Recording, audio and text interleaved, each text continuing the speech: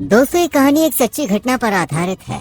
कहानी की शुरुआत में हम एक लड़की को देखते हैं जिसका नाम टैमी है। उसे हम एक यॉट के अंदर बेहोश हालत में देखते हैं, जहाँ चारों तरफ यॉट के अंदर पानी भरा होता है।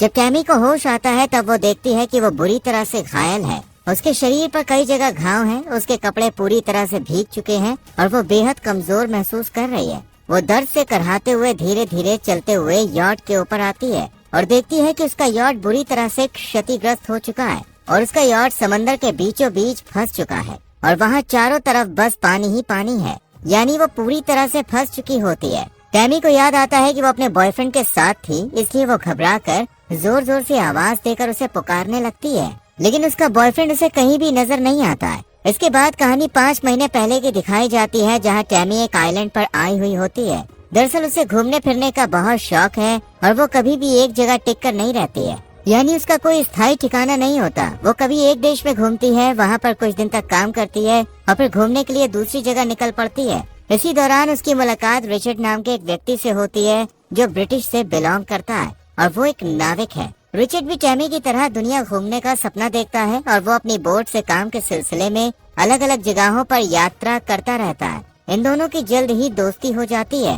रात में रिचर्ड अपने बोट में टैमी को डिनर के लिए इनवाइट करता है। वो राजी हो जाती है और रात होते ही टैमी रिचर्ड की बोट पर जाती है, जहां वो दोनों साथ में डिनर करते हैं। यहाँ टैमी बोट में रिचर्ड की कुछ तस्वीरें देखती है, जिससे उसे पता चलता है कि उसने कई देशों की यात्रा की है। साथ ही रिचर्ड उसे बताता है कि उसने ये बोट खुद बनाई है। टैमी रिचर्ड से प्रभावित हो जाती है और उससे पूछती है कि तुम्हें बोट से घूमकर तो काफी मजा आता होगा। इस पर वो बताता है कि ऐसा नहीं है, एक अकेले आदमी को बोट चलाना काफी मुश्किल होता है। मेरी नींद सही से पूरी नहीं हो पाती, खाने का भी कोई ठिकाना नहीं होता और कभी कभी ज्यादा दिनों तक समुद्र में अकेले रहने की वजह से मुझे भ्रम भी होते हैं। रिचर्ड कहता है कि उसे बोट में सफर करना पसंद है और उसे समुद्र में आगे बढ़ना बहुत अच्छा लगता है। टैमी रिचर्ड से कहती है कि उसे भी बोट में सफर करना है। अगले दिन रिचर्ड टैमी को अपनी बोट पर घुमाने लेकर जाता है। ये दोनों कुछ दिनों तक सफर करते हैं, जहाँ टैमी रिचर्ड के साथ बहुत एंजॉय करती है। धीरे धीरे दोनों एक दूसरे के करीब आने लगते हैं और समय के साथ उनके बीच प्यार हो जाता है। एक दिन टैमी और रिचर्ड एक कपल से मिलते हैं, जिन्हें रिचर्ड पहले से जानता है। वो कपल रिचर्ड से कहता है कि हमारे पास एक लग्जरी यॉट है जिसे तुम्हें कैलिफोर्निया ले जाना है। इसके बदले में तुम्हें अच्छा खासा पैसा मिलेगा, इसलिए वो इस ऑफर को स्वीकार कर लेता है और उस कपल से पूछता है कि क्या मैं टैमी को भी अपने साथ लेके जा सकता हूँ। वो कपल उसे टैमी को उसके साथ ले जाने के लिए परमिशन दे देते हैं। अगले दिन ही दोनों उस कपल की यॉट लेकर अपनी यात्रा शुरू करते हैं। यहाँ से कैलिफोर्निया 4000 मील की दूरी पर होता है, इसलिए टैमी और रिचर्ड अपने साथ खाना पानी और जरूरत का सामान लाए हुए होते हैं। ये दोनों कई दिनों तक सफर करते हैं। एक रात रिचर्ड टैमी के लिए गाना गाता है और उसे शादी के लिए प्रपोज करता है। टैमी उसका प्रपोजल एक्सेप्ट कर लेती है। तब रिचर्ड उसे एक रिंग पहनाता है और दोनों एक दूसरे को गले लगा लेते हैं। कुछ दिनों की यात्रा के बाद उन्हें एक रेडियो के जरिए पता चलता है कि एक विशाल समुद्री तूफान उनकी ओर बढ़ रहा है। ये सुनकर रिचर्ड परेशान हो जाता है। टैमी उससे कहती है कि हमें अपना रास्ता बदल लेना चाहिए, जब ये तूफान चला जाएगा तब हम अपने रास्ते पर वापस आ जाएंगे। इसलिए रिचर्ड यॉट की दिशा बदल देता है, लेकिन रात होते ही तूफान बहुत तेजी से उनकी ओर बढ़ने लगता है। समुद्र में ऊंची ऊंची लहरें उठने लगती हैं और हवाएं भयंकर रूप से तेज हो जाती हैं। 40-50 फीट ऊंची लहरें उनकी यॉट को हिला देती हैं। रिचर्ड और टैमी यॉट के ऊपर होते हैं और दोनों पूरी कोशिश करते हैं कि वो यॉट को संतुलित रखें। वो दोनों अंदर से बहुत ज्यादा डरे हुए होते हैं और अपनी जान बचाने के लिए संघर्ष करने लगते हैं। रिचर्ड टैमी से कहता है कि वो यॉट के अंदर चली जाए, लेकिन टैमी उसे अकेला छोड़ना नहीं चाहती। फिर भी उसे रिचर्ड की बात माननी पड़ती है। जब रिचर्ड यॉट को संभाल रहा होता है, तभी अचानक एक बहुत ऊंची लहर आती है और यॉट को पूरी तरह से पलट देती है। इससे यॉट के अंदर पानी घुस जाता है और रिचर्ड यॉट से बाहर समुद्र में गिर जाता है। वहीं टैमी को भी गंभीर चोट लगती है, जिससे वो यॉट के अंदर गिरकर बेहोश हो जाती है। अगली सुबह जब टैमी को होश आता है, तब वो यॉट के ऊपर आकर रिचर्ड को ढूंढने लगती है। ये वही सीन होता है जो कहानी की शुरुआत में हमने देखा था। अब कहानी प्रेजेंट में आती है, जहाँ टैमी रिचर्ड के लिए बहुत ज्यादा चिंतित होती है।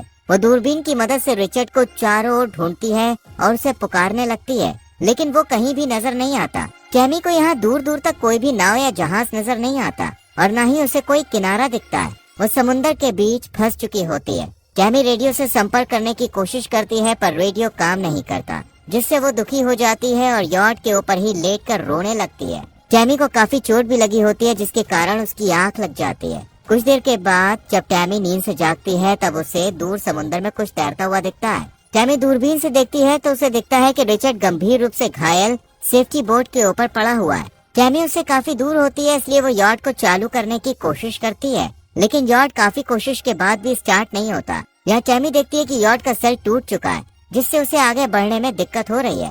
वो सेल को ठीक करती है। इसके बाद यॉट आगे बढ़ने लगता है और वो रिचर्ड के पास पहुंच जाती है जो सेफ्टी बोट के ऊपर होता है। टैमी यॉट से बाहर पानी में कूदती है और तैरते हुए रिचर्ड के पास जाती है और बहुत मुश्किल से उसे खींचकर वापस यॉट पर लाती है। टैमी देखती है कि रिचर्ड बहुत बुरी तरह से घायल है। उसके पैर और पीठ पे काफी चोट लगी है और वो ज्यादा कुछ बोलने की हालत में नहीं होता है। टैमी रिचर्ड के पैर में पट्टी बांधती है, पर रिचर्ड की हालत अभी भी ठीक नहीं होती है। वो बस लेटा रहता है। टैमी समझ जाती है कि उसे ही सब कुछ करना पड़ेगा, क्योंकि रिचर्ड अब उठने की हालत में भी नहीं है। यहाँ टैमी देखती है कि यॉट कई जगह से टूट चुका है, जिसकी वजह से समुद्र का पानी यॉट के अंदर आ रहा होता है। इसलिए टैमी पहले टेप लगाकर उन जगहों को बंद करती है और फिर यॉट के अंदर से पाइप के जरिए पानी बाहर निकालती है। कुछ दिनों तक ये दोनों ऐसे ही यॉट में रहते हैं। उन्हें समझ में नहीं आता कि वो दोनों कैसे जल्दी आगे बढ़ेंगे, क्योंकि इनका यॉट स्टार्ट नहीं हो रहा होता है और समुद्र के बहाव के साथ उनका यॉट काफी धीरे धीरे आगे बढ़ रहा होता है। टैमी जब मैप चेक करती है तब उसे पता चलता है कि वो रास्ता भटक गए हैं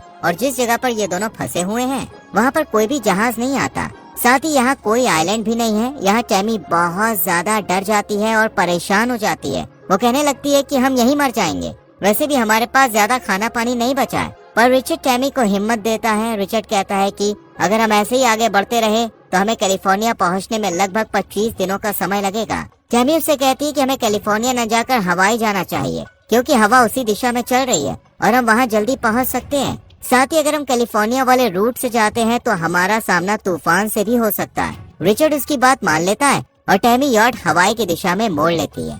ऐसे ही कुछ दिनों तक ये लोग हवाई की ओर बढ़ते रहते हैं। यहाँ इनके पास कुछ ही दिनों का खाना पानी बचा होता है और उन्हें हवाई पहुँचने में काफी समय लगने वाला होता है, जिस वजह से दोनों कम से कम खाना खाकर काम चला रहे होते हैं। पर ऐसा करने से उन्हें कमजोरी भी महसूस हो रही होती है। रिचर्ड टैमी से कहता है कि तुम्हें समुद्र में जाकर मछलियाँ पकड़ कर लानी होंगी ताकि हमें खाकर ताकत मिल सके। पर टैमी वेजिटेरियन होती है और मछलियों को मारना नहीं चाहती है। रिचर्ड उससे कहता है अगर तुमने ऐसा नहीं किया तो हम दोनों हवाई पहुंचने से पहले ही मर जाएंगे। टैमी उसकी बात मानकर समुद्र में मछलियाँ पकड़ने जाती है, पर वो काफी कोशिश करने के बाद भी मछली पकड़ने में नाकामयाब रहती है और निराश होकर यॉट में वापस आ जाती है। ऐसे ही दोनों को इस यॉट में फंसे हुए कई और दिन बीत जाते हैं। इस दौरान टैमी रिचर्ड का ख्याल रखती है, उसे संभालती है और उसकी देखभाल करती है। एक दिन तेज बारिश होती है। टैमी ये देखकर खुशी के मारे झूमने लगती है, क्योंकि उनका पीने का पानी पूरी तरह से खत्म हो चुका था। वो बारिश के पानी को जमा करके पीती हैं और कुछ दिनों के लिए स्टोर भी कर लेती हैं। इन्हें यॉट में फंसे हुए 29 दिन हो गए होते हैं। टैमी का खाना पानी लगभग खत्म होने वाला था। उनकी हालत बहुत खराब हो चुकी थी। कमजोरी इतनी बढ़ गई थी कि उनका चेहरा लाल पड़ गया था। रात में जब दोनों सो रहे होते हैं तब टैमी को अचानक एक बड़े कार्गो शिप की आवाज सुनाई देती है। वो घबरा कर उठ जाती है और देखती है कि वो शिप उनके यॉट की तरफ बढ़ रहा है। टैमी उत्साहित हो जाती है और मदद के लिए चिल्लाते हुए फ्लेयर्स आसमान में फायर करती है, लेकिन शिप में मौजूद कोई भी उसे देख नहीं पाता और वो कार्गो शिप आगे निकल जाता है। इससे टैमी बहुत निराश हो जाती है। जब वो दोबारा देखती है तो उसे कार्गो शिप गायब नजर आता है। वो सोचने लगती है कि क्या मुझे भ्रम हो रहा है। टैमी को समझ आ जाता है कि उसे हेलुसिनेशन हो रहा है। ये जानकर वो भीतर तक टूट चुकी थी और सोचती है कि शायद अब मैं यहीं मर जाऊंगी। अगले दिन टैमी देखती है कि रिचर्ड की हालत और ज्यादा खराब हो रही है। उसके पैर के जख्म में इन्फेक्शन फैल चुका था और उसे तेज बुखार भी आ गया था। टैमी उसकी देखभाल करती है, लेकिन इस बीच मौसम को देखकर उसे फिर से एक बड़े तूफान के आने का अंदेशा होता है। हालांकि इस बार उसकी किस्मत अच्छी होती है। वो तूफान बहुत हल्का साबित होता है, सिर्फ तेज हवा चलती है और उन्हें कोई भी नुकसान नहीं होता। अब टैमी और रिचर्ड की हालत बहुत खराब हो चुकी थी। दोनों लगभग हार मान चुके थे। टैमी रिचर्ड से अपनी बचपन की यादें साझा करने लगती है, जैसे ये उनकी आखिरी बातचीत हो। अगली सुबह जब टैमी सो रही होती है तब रिचर्ड उसे उठाने की कोशिश करता है। टैमी कमजोर आवाज में कहती है कि अब तुम जा सकते हो, मैं तुमको रोकूंगी नहीं। लेकिन जैसे ही टैमी उठकर देखती है तो उसे एहसास होता है कि रिचर्ड वहाँ पे है ही नहीं। दरअसल जिस रिचर्ड की वो इतने दिनों से देखभाल कर रही थी वो सिर्फ उसकी कल्पना थी। असल में रिचर्ड तो तूफान वाले दिन ही समुद्र में बह गया था और मर चुका था। जब से टैमी ने रिचर्ड को घायल देखा था तब से वो सब सिर्फ उसका भ्रम था। ये सच्चाई जानकर टैमी अंदर तक टूट जाती है, लेकिन फिर भी हिम्मत नहीं हारती। वो एक्सेप्ट कर लेती है कि रिचर्ड अब इस दुनिया में नहीं रहा, लेकिन खुद को बचाने की कोशिश जारी रखती है। वो यॉट को हवाई की दिशा में बढ़ाने लगती है। इन दिनों में उसने मछली पकड़ना भी सीख लिया था, क्योंकि उसे एहसास हो गया था कि अगर उसे बचना है तो उसे किसी भी तरह खाना होगा। टैमी यहाँ पर कई और मुश्किलों का सामना करती है, लेकिन हर हाल में खुद को जिंदा रखने की कोशिश करती रहती है। देखते देखते टैमी को इस यॉट में फंसे हुए 41 दिन हो चुके थे। उसकी हालत पहले से भी ज्यादा खराब हो चुकी थी। अब उसकी जीने की उम्मीद भी धीरे धीरे खत्म होने लगी थी।